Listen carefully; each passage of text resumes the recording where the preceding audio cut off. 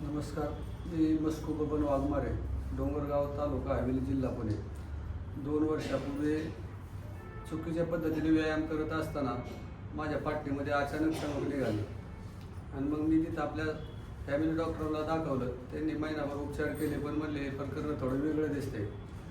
आणि मग मी म्हटलं काय असेल तर एक्सरे वगैरे काढल्याच्यानंतर त्यांनी सांगितले की तुमची गादी बाहेर आलेली आहे. आणि मग गादी बाहेर आल्याच्या नंतर मग गादीवरती उपचार करणाऱ्या डॉक्टरांचा मी शोध घ्यायला सुरुवात केली यूट्यूबवरती. तर यूट्यूबवरती शोध घेत असताना अनेक लांब लांबचे पत्ते सापडले, परंतु मला मग आपल्या पुण्यातलाच हडपसर या ठिकाणचा डॉक्टर विराज भंडारे यांचा पत्ता मिळाला आणि मी अपार्टमेंट घेऊन उपचार घेण्यासाठी या ठिकाणी आलो.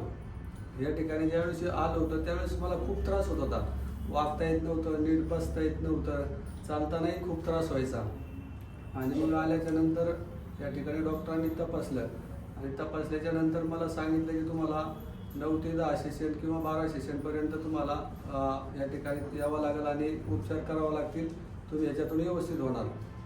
आणि मग मी आलो. 2-3 सेशन झाल्याच्या नंतर पंढरपूरची वारी निघाली होती आणि दरवर्षी आमच्या घरातली परंपरा आहे की पांडुरंगाच्या वारीला घरातून कोणीतरी जातं. वडील वयस्कर झालेले होते आणि माझाही हात दुखण्याचा प्रॉब्लेम होता, परंतु सेशन झाल्यामुळं मला खूप आराम मिळालेला होता.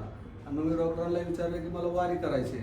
डॉक्टर म्हणले बिंदास वारीला निघून जा, काय अडचण येणार नाही. आणि मग मी पांडुरंगाच्या वारीला 15 दिवसासाठी गेलो. मला कुठल्याच प्रकारचा त्रास झाला नाही. घरी तरी थोडंफार दुखत होतं, पण वारीत तर काहीच जाणवलं नाही. आणि घरी येताना मग मी डॉक्टर साहेबांना एक पांडुरंगाची मूर्ती भेट म्हणून आणली, कारण खरं तर त्यांच्यामुळं मला या वर्षीची वारी घडली होती. आणि मग मी आल्याच्यानंतर पुढच्या सेशनला आल्याच्यानंतर डॉक्टर साहेबांनी पांडुरंगाची मूर्ती त्यावेळेसच लगेच भेट देऊन दिली आणि नंतरच्या ट्रीटमेंट मी चालू ठेवल्या. धन्यवाद सर. नंतरच्या ट्रीटमेंट मी चालू ठेवल्या. प्रत्येक ट्रीटमेंटला मला थोडा असा फरक पडत गेला आणि आज माझे 9 ट्रीटमेंट झाल्यात. आज जवळजवळ माझे 95 ते 99% दुखणं थांबलेले आहे. आणि डॉक्टर साहेबांनी सांगितलं की हे राहिलेलं जे 5% आहे हे या महिन्यात क्लिअर होऊन जाणार आहे. आणि लोक म्हणतात की फी जास्त, परंतु आमच्या तिथे एक जणाने ऑपरेशन केलं तर 5 लाख रुपये त्याच्या ऑपरेशनसाठी गेले. आणि त्याला जर म्हटलं आमच्यासारखा व्यायाम करतो, तो म्हणतो व्यायाम करता नाही येणार, मला ऑपरेशन झालेलं आहे. म्हणजे बिगर ऑपरेशनचं माणूस नीट होते, थोडासा वेळ जातो, परंतु व्यवस्थित होते, नैसर्गिकरित्या बरं होते. आणि डॉक्टर साहेबांची जी आयुर्वेदिक औषध आहेत, त्या आयुर्वेदिक औषधामुळं मला हे औषधं चालू केल्यापासून कुठल्याही प्रकारची सर्दी, खोकला, थंडी, ताप आलेला नाही. याच्या अगोदर मला 2 महिने झालं धुळीत गेलं की लगेच सर्दी वगैरे व्हायची, पण या औषधांमुळे मला ते दुखणंही आलं नाही. पंढरपूरची वारी केली त्याच्यातही मला अजिबात कुठलंही थंडी, ताप वगैरे काहीच जाणवलं नाही. म्हणून हे आणि माझं वजन सुद्धा या औषधामुळे कमी झालं. तर अतिशय चांगले उपचार आहेत आणि इथला स्टाफ तर अतिशय छान आहे. सर्व कुणी कुणावरती ओरडत नाही, काय नाही, सगळं समजूतदारपणाने सगळ्यांना समजून सांगतात. आणि डॉक्टर हे डॉक्टर वाटतच नाही, ते आपले कुणीतरी मोठे बंधूच आहेत. अशा पद्धतीने ते आपल्याला सांभाळून घेतात आणि अतिशय चांगले उपचार करतात. डॉक्टर साहेबांचे मी धन्यवाद मानतो डॉक्टर साहेबांचे. असंच आमच्यावरती लक्ष राहू द्या. आडल्या-नडल्यांची सेवा त्यांच्या हातून घडत राहू अशी पांडुरंगाच्या मी प्रार्थना करतो.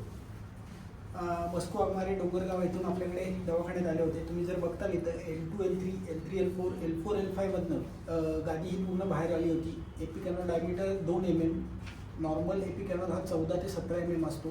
सरांच्या 9 ट्रीटमेंट आज कंप्लीट झालेल्या आहेत आणि सरांनी वेळेवर सर्व उपचार वेळेत घेतलेले आहेत. योगा त्यांनी व्यवस्थित केलेला आहे. त्यांचा एक्सरे आपण बघणार आहोत. एक्सरे जर तुम्ही बघितला तर एक्सरे हा तिरका आहे. इथे बघा सगळ्या स्पायनस प्रोसेस हे पूर्ण तिरकं झालेलं आहे. इथे हा सॅक्रोइलियक जॉईंट अंतर कमी झालेलं आहे. इथलं L4, L5 मधलं अंतर कमी, L5, S1 मधलं अंतर कमी. एपिकॅनॉल डायमीटर जे आहेत ते कमी झालेले होते MRI मध्ये. हे जर बघितलं आजचा एक्सरे बघितला तर हे पूर्ण सरळ झालेलं आहे. तिरका झालेला मणका पूर्ण सरळ झाला. L4, L5 मधलं अंतर वाढलेलं आहे. L5, S1 मधलं अंतर वाढलेलं आहे. ऑब्च्युरेटर फोरामेनचे डायमीटर्स वाढलेले आहेत. सॅक्रोइलियक जॉईंटचे डायमीटर्स हे नॉर्मल झालेले आहेत.